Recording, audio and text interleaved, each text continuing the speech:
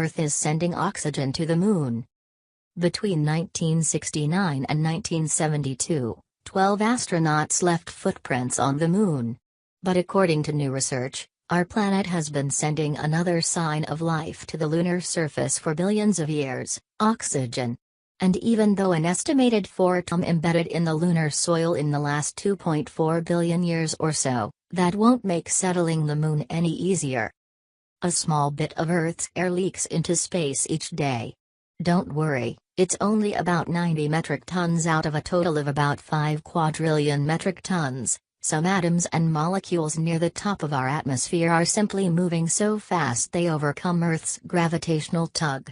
Charged particles can be accelerated to even higher speed by our planet's magnetic field. Once these émigrés escape our world, they remain inside a teardrop-shaped region of space surrounding Earth called the magnetosphere, whose rounded end is pointed toward the Sun, and are eventually blown away from the Sun by the solar wind and into interplanetary space.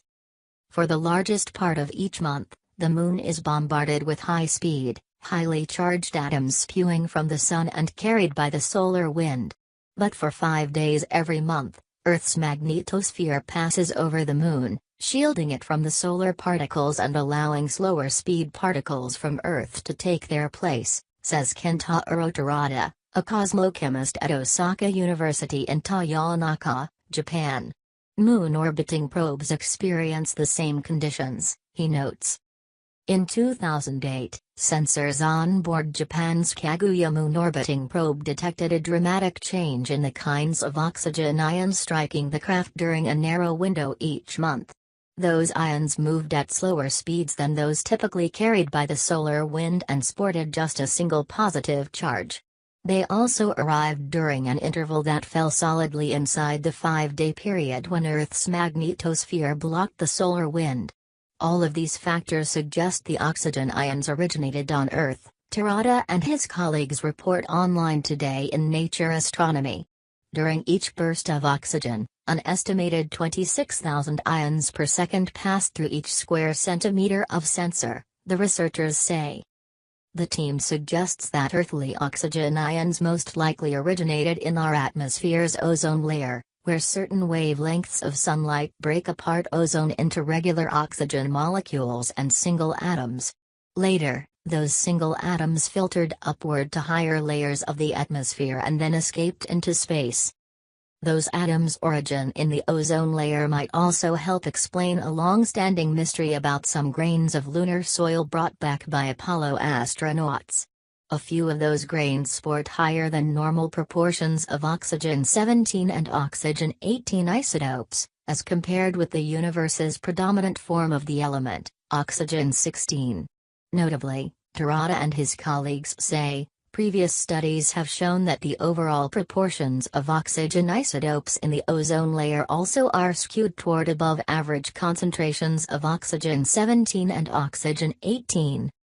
No one has ever had a convincing explanation for how those anomalies could occur in lunar soil, says Mahesh Anand, a cosmochemist at the Open University in Milton Keynes, UK.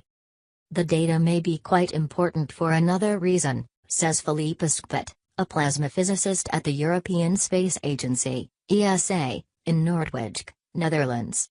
He and his colleagues analyze information gathered by a group of ESA satellites whose looping orbits carry them from near Earth to about 1/3 of the way toward the Moon. We've seen these, oxygen ions, before, but we don't have the data to know where in Earth's atmosphere they come from, he notes. Now, he and his team, as well as other scientists, may be able to get a better handle on processes taking place in Earth's atmosphere and nearby space.